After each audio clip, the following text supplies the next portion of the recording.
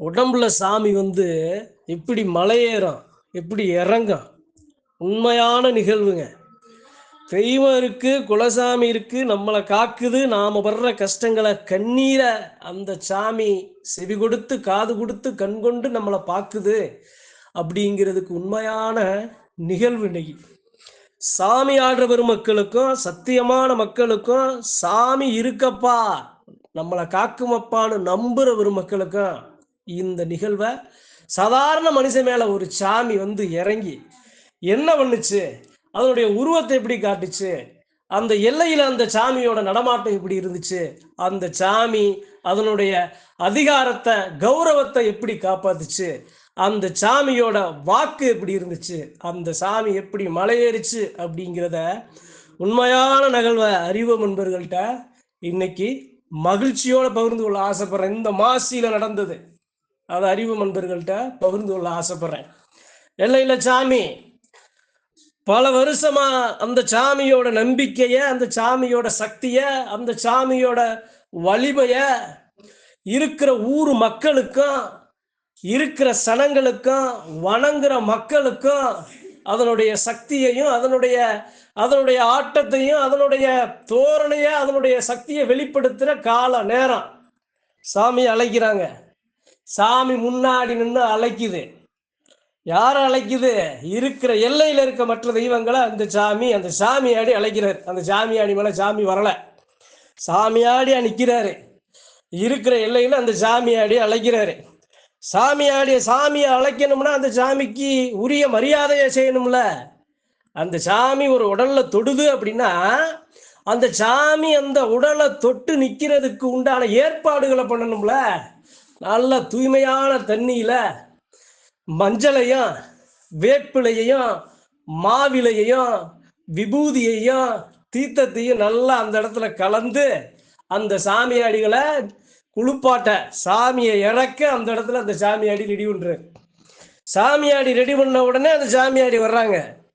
அந்த சாமியாடி எல்லாத்துக்குமே நல்லா அந்த தண்ணியை, அந்த சக்திகரமான அந்த தண்ணியை அவர் மேல உச்சந்தலையிலிருந்து உள்ளங்கால் வரை ஊத்துறாரு. பரிபூரணமா ஊத்துறாரு.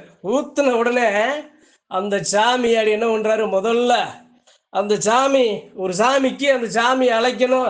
அந்த சாமி இருக்கா இல்லையா, இந்த எல்லையில காத்து நிக்கிறியா, இந்த மக்களுக்கு உன்னுடைய சக்திய, உன்னுடைய பாதுகாப்பை நீ கொடுக்கிறியா அப்படின்னு அந்த சாமியாடி, இதுக்கு முன்னாடி அந்த சாமி எந்த சாமி ஆடுனாரோ அந்த சாமியோட அணிகலன சலங்கைய அந்த சாமி கட்டுறாரு. சலங்கைய தொட்டகன அந்த சாமி வானத்துக்கும் பூமிக்கும் குதிக்குது. இருக்கிற சன உடம்பு புல்லரிக்குது. அந்த சாமியாடி, சாமி வராத சாமியாடி ஒரு சலங்கை எடுத்து இன்னொரு சாமியாடிக்கு கீழே கட்டுறாரு, மண்டிக்கிட்டு கட்டுறாரு. எப்படி அப்படின்னா, சாமி எப்படி வருது? அக்னியா அந்த இடத்துல இறங்குது. இன்னொரு சாமி இறக்குறாரு. அந்த சாமிக்கு சலங்கை கட்டும் போது அந்த சாமிக்கு அந்த இடத்துல சலங்கைய கட்டும் போதே அந்த இடத்துல சாமி வந்துருச்சு. ஒரு சில சலங்கையை கட்டி அதனுடைய உருவாரத்தை கொடுத்து, அதனுடைய அலங்காரத்தை கொடுத்து, அதுக்கப்புறம் விபூதியை போட்டு சாமியை அழைப்பாங்க. இங்க அந்த தெய்வம் அந்த சாமியாடி மேல நிக்கிறதுனாலயோ என்னமோ, அவர் சலங்கைய காலில் கட்டின உடனே அந்த இடத்துல சாமி அவங்க உடம்புல மலை போல இறங்குது. இறங்கின உடனே அடுத்து மூணாவதா இவர் உட்காராரு. உட்காரும் போதே அந்த தண்ணிய அவர் மேல ஊத்துன உடனே முதல்ல அந்த என்ன பண்றாரு? நல்லா சாமியாடி பெருமக்கள் கவனிக்கணும். ஒரு சாமியை நாம அழைக்கணும், ஒரு சாமி நம்ம மேல இறங்குது அப்படின்னா நாம எப்படியெல்லாம் மரியாதை செய்யணும் அப்படிங்கிறத இந்த சான்று.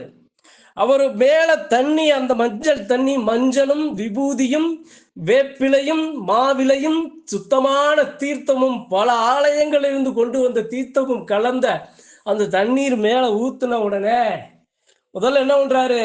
4 திசையிலையும் வணங்குறாரு, மண்டி ஓட்டு வணங்குறாரு. 4 திசையில வணங்கின உடனே என்ன பண்றாரு? ஒரு சாமி அந்த இடத்துல இருக்கிற அந்த பங்காளி இன்னொரு சாமியாடி, சாமியை சுமக்கிற ஒரு தேகம் கொண்ட ஒருவர் வேகமா சலங்கையை கட்ட முன்னுறாரு. சலங்கையை கட்ட இவர் என்ன பண்ணணும்? அந்த சாமியாடி காலை கொடுக்கணும். அந்த இடத்துல அந்த சாமியாடி என்ற கவனிக்கணுங்க, ரொம்ப கவனிக்கணும். ஒரு சாமியை சுமக்கிற தேகம் எப்படி இருக்கணும், அந்த சாமியாடிகளோட எண்ணங்கள் குணங்கள் எப்படி இருக்கணும்னு பார்க்கணும். அந்த சாமியாடி என்ன பண்றாரு? இன்னொருத்தருக்கு அவரு மற்றவங்களுக்கு எல்லாத்துக்குமே சலங்கையை கட்டுறாரு. ஆனா இருந்தாலும் அவரு அந்த காலை கொடுக்கறதுக்கு முன்னாடி நந்த சக பங்காளி சக தெய்வத்தை சுமக்கிற ஒரு சாமியாடி தான் காலை தொட்டு கும்பிட போறானே அப்படின்னு அவர் கீழே உணிஞ்சு கட்டும் போது அவரை தொட்டு கும்பிட்டு அவரை கட்ட சொல்றாரு. காலை தொட்டு அந்த சலங்கையை கட்ட சொல்றாரு. அதெல்லாம் எப்படி இப்ப வியப்பான ஒண்ணு. தெய்வம் அப்படித்தான் எல்லாத்தையும் மரியாதை செலுத்தி நடத்த. அவர் என்ன பண்றாரு? சலங்கையை கட்டுறாரு. சலங்கை பரிபூரணமா அந்த இடத்துல அவர் காலில் ஏறுது. 2 சலங்கை ஏறுது. சலங்கை ஏறின உடனே அந்த இடத்துல சத்தம், சலங்கை சத்தம் அந்த எல்லையில கேட்க ஆரம்பிக்குது. சலங்கையை கட்டினதுக்கு அப்புறம் ஒரு சின்ன குழந்தைய கூப்பிட்டு அவருடைய மாராட்டி சங்கிலி அந்த குழந்தைய கையில கழுத்துல ஓட சொல்றாரு. கழுத்துல அந்த குழந்தை அந்த மாராட்டி சங்கிலியை அவர் மேல போட்ட உடனே மாறுல அந்த மாராட்டி சங்கிலி விழுந்த உடனே அவர் உடம்புல ஒரு குலுக்குது. அந்த மாறானது அந்த மாராட்டு சங்கிலி அந்த சாமியோட சங்கிலியை ஒரு குலுக்கி பரிபூரணமா ஏத்துக்குது. ஏத்த உடனே இன்னொரு பங்காளி, எந்த பங்காளி காலை தொட்டு சலங்கையை கட்டினாரோ அதே பங்காளி சல்லடத்தை கட்டுறாரு. தலையில சல்லடத்தை கட்டின உடனே அவருடைய காலும் அவருடைய தேகமும் நிக்கல. ஏன் நிக்கல, எதுக்கு நிக்கல அப்படின்னா, அந்த சாமி ஊரை காத்து பவனி வந்த சாமிங்கிறதுனால வந்த உடனே தன்னுடைய எல்லையில இருக்க அங்காள ஈஸ்வரி முதற்கொண்டு 21 தெய்வங்களை தாங்கி நிக்கிற ஆயுத பெட்டிய அந்த எல்லையிலிருந்து அந்த சாமி பெட்டி எடுத்துட்டு போய் தீர்த்தத்துல அபிஷேகம் பண்ணி மறுபடியும் எல்லாம் சேர்க்கணும். அப்ப பெட்டி வெளியே வருது. அந்த சாமிக்கு உடந்தப்பட்ட அனைத்து தெய்வங்களும் வெளியே வர்றாங்க. அப்ப அந்த சாமி எப்படி அதை பாதுகாக்கணும்ல. சலங்கையை கட்டின உடனே அந்த பெட்டி எங்கெல்லாம் போகுமோ அங்கெல்லாம் நடக்க அந்த சாமியாடியோட சலங்க சத்தம் அந்த ஊர்ல கேக்குது. சலங்க சத்தம் கேக்குதுங்க. கையில ஆயுதம் இல்ல, வெறும் சலங்க, மாராட்டி சங்கிலி, தலையில சல்லனம் போட்டு நடக்கிறாரு. சல்லு நடக்கும்போது வீட்டுக்குள்ள இருக்க எல்லா சனமும் அந்த இடத்துல வெளியே வந்து அந்த சாமியை கையெடுத்து கும்பிட்டு வணங்குது. போக அவர் அந்த இடத்துல போய் எந்த இடத்துல பெட்டிய அந்த ஆலயத்துல வச்சு வணங்க போறாங்களோ அங்க அவர் போகும்போதே அங்க அந்த ஆலயத்துல இருக்க சாமிக்கு அபிஷேகம் நடக்குது. அந்த அபிஷேகம் இவருக்கு கொடுத்த மாதிரி இந்த சாமி போகும்போதே அந்த எல்லையில அங்க ஏற்கனவே ஒரு அபிஷேகம் நடந்துகிட்டு இருக்கு, ஒருத்தர் பண்ணிட்டு இருக்காரு. அவர் கொடுத்த அந்த அபிஷேகத்தையும் ஒரு பரிபூரணமா அந்த இடத்துல அந்த சாமியோட சேர்ந்து அவரும் எடுத்துக்கிட்டு மறுபடியும் அந்த இடத்துல எல்லைக்கு வர்றாரு. எல்லைக்கு வந்த கணம் வேகமா உள்ள போய் அவருடைய ஆயுதத்தை பரிபூரணமா தூக்குது அந்த சாமி. அந்த சாமியோட ஆயுதம் என்ன? வெட்டருவாவும் வள்ளைய கம்பையும் பரிபூரணமா தூக்கி அந்த எல்லைக்குள்ள அந்த சாமியோட ஆட்டம் சரியான, எப்படி சொல்றது அப்படின்னா, நிறக்க அருள் இருந்துச்சு அப்படின்னா ஒரு மனுஷன் எப்படி தெய்வ சக்தியை சுமப்பான், அவனுடைய உடம்புல என்னென்ன மாற்றங்கள் நடக்குங்கிறத அந்த சுத்தி ஆட்டம், சரியான ஆட்டம் ஆடி அந்த இடத்துல வெளியே மறுபடியும் சும்மா போன சாமி இப்ப அதே வாதையில மறுபடியும் அதனுடைய ஆயுதம் அந்த வெட்டருவாவையும் அந்த வள்ளைய கம்போட மறுபடியும் போகுது. சாதாரணமா போய் ஒரு இறங்க எல்லா திசைகளையும் பார்த்துட்டு வந்த சாமி தன்னுடைய ஆயுதத்தை எதுக்குன்னா அந்த எல்லையில இருக்க தெய்வங்களை, அந்த ஆபரண பெட்டிய, அந்த ஆயுத பெட்டிய, அந்த தெய்வங்களை, அந்த மக்களை வழி அணைச்சு கொண்டணைச்சு வரணும்ல. அப்ப போகும்போது என்னென்ன இடையில எவ்வளவு இடகூறு நடந்தாலும், எத்தனை காத்து கருப்பு, எத்தனை அங்கங்க ஏதாவது கழிச்சு வச்சாலும் எல்லாத்தையும் அடிச்சு சுத்தம் பண்ணணும்ல. அதே ஆயுதத்தோட போய் அந்த ஆயுதத்தோட அந்த முச்சந்தில நின்று ஒரு அவயத்தை போட்டு சுத்தி 4 திசையிலையும் நல்லா இறங்க பார்த்து அந்த எல்லையை சுத்தம் பண்ணி 8 திசையை சுத்தம் பண்ணி மறுபடியும் அந்த சாமி உள்ள வர்றார். உள்ள சாமி வருங்கும்போது அந்த இடத்துல அங்காள ஈஸ்வரி அந்த பெட்டி அந்த 21 தெய்வத்துங்களை அடக்கி அந்த தெய்வத்தோட எந்த சாமி வருதோ அந்த சாமியோட ஆயுதங்களை அடக்கிய அந்த அங்காள ஈஸ்வரி முதற்கொண்டு மற்ற 21 தெய்வங்களை அந்த பெட்டி அந்த இடத்துல இன்னும் அந்த தலைக்கு ஏறல. அப்ப அவரை அழைக்கிறாங்க, ஐயா உள்ள வான்னு அழைக்கிறாங்க. உள்ள ஏறின உடனே அவர் அந்த பெட்டியை அந்த ஆயுத பெட்டியை நெருங்க அருளானது எப்படி சொல்றது அப்படின்னா, இந்த மிதப்பாங்க பாரு, அதாவது நிதானமான அருள், முழுமையான அருள், உடல்ல இருக்கிற அந்த சக்தியை வெளிப்படுத்துற அருள். அந்த அருள்மயத்துல அவர் உள்ள ஏற ஏற ஏற ஏற அந்த எல்லையில இருக்க அந்த தெய்வங்கள் மகிழ்ச்சி உண்டு. அந்த தெய்வத்தை, அந்த ஆபரண பெட்டியை தூக்கி சுமக்கிற அந்த பூசாரிக்கு ஒரு சக்தியை கொடுத்து அவர் மேல அந்த சாமி பரிபூரணமா அந்த பூசாரி அந்த சாமியை உணர்றாரு. பரிபூரணம் உணர்றாரு. உணர்ந்த உடனே அந்த தெய்வங்கள் எல்லாம் அவருடைய தலைக்கு ஏறுதுங்க. 21 தெய்வத்தை சுமக்கும் அந்த பூசாரிக்கு அந்த சக்தியையும் அந்த வல்லமையும் அந்த எல்லையில இருக்க சாமி கொடுக்குது. அந்த வல்லமையும் அந்த சாமியை கொடுத்ததுக்கு அப்புறம் தான் அவர் அந்த பெட்டியை பரிபூர்ணமா ஏத்துக்கிறாரு. சாமி பெட்டி வெளியே வருது. வெளியே வரும்போது நல்லா அதே மாதிரி திசைகளை அணைச்சு அங்க போய் எந்த இடத்துல அபிஷேகம் பண்ண போறாங்களோ அந்த இடத்துல அந்த பெட்டியை இறக்குறாங்க. பெட்டியை இறக்கும்போது இவர் போய் அங்க நிக்கிறவர் அந்த இடத்துல ஒரு சின்ன குறை. என்ன குறை அப்படின்னா, 5 நிமிஷம் உட்காந்துருக்காரு. அந்த ஆயுத பெட்டிய தீர்த்தங்கள் பல ஆலயங்கள்ல இருந்து புண்ணிய ஸ்தலங்கள்ல இருந்து எடுத்து கொண்டு வந்த தீர்த்தங்கள்ல அங்க அபிஷேகம் பண்றாங்க. அப்ப என்ன பண்ணிட்டாங்க, அவர்கள் செய்யற தவறு, மனுஷன் செய்யற தவறு என்ன அப்படின்னா, எல்லையில சாமியை கும்பிட போறோம், சாமி வந்துச்சு அப்படின்னா அந்த சாமி வந்த சாமியை நாம இப்படி மரியாதை செலுத்தணும். அதை அந்த இடத்துல அவங்க சரியா செய்யல. அப்ப என்ன பண்றாங்க, இவ்வளவு தூரம் ஆடி ஊர் சுத்தி வந்த சாமிக்கு கழுத்துல ஒரு மாலை இல்லை. அப்ப என்ன பண்றாரு, நேரா போறாரு. அங்க ஒரு அம்மா இருக்கு.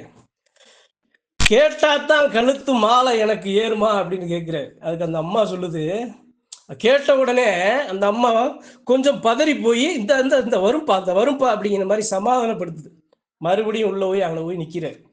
அப்போ அந்த இடத்துல அந்த அபிஷேகப்பட்டி ஆயுதப்பட்டியை ரெடி பண்ணி மறுபடியும் இவர் அழைக்கிறாங்க. இவர் போன உடனே இது மாதிரி நல்லா பரிபூர்ணமா அந்த சாமியை நம்ம ஆலய அந்த எல்லை சேர்க்கணும் அப்படின்னு சொன்ன உடனே, நான் கேட்டது கிடைக்கல, நீ கேட்டது உனக்கு கிடைச்சிருமா.